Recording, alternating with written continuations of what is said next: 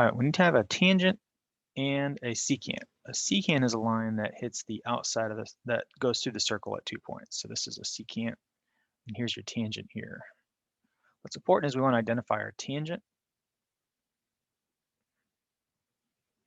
And then in the secant, we want to identify the outer portion. So whatever's outside this circle, that's going to be the outside. And then the whole thing would be the sum of those. We want to know what's the diameter, xw. So I want to know, what is this part here? So we're going to use this formula, tangent squared equals the outer part of the secant times the whole. So in a circle, it looks kind of like this. I'll give you some generic here. We'll call that T. The outer part we'll call A. And then the whole would just be these two added together. So it kind of looks like that in formula version. So we're going to plug in that 15 for T, 15 squared. And the outside part is going to be 9. Now the whole thing is going to be 9 plus, we'll call this x, we'll call this xwx there. So that's the equation we want to solve. So first we're going to square that 15 and distribute that 9. So 15 squared is 225.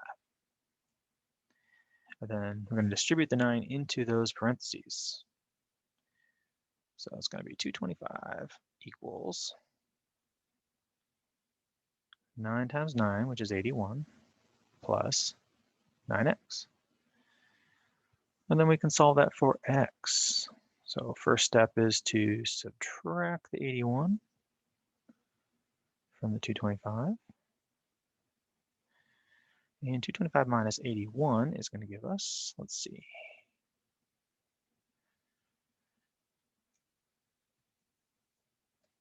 144.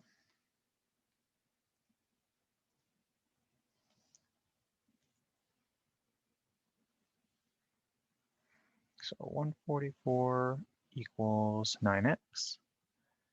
And then divide by 9. And you can do that in your calculator. And 144 divided by 9 is going to be, I believe, 16. There we go. So 16 is going to be your answer. That's going to be the length of xw.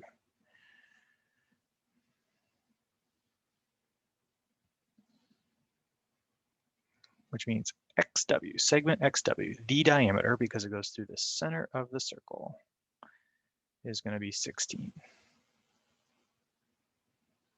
Which means the radius would be 8. But 16 is your answer.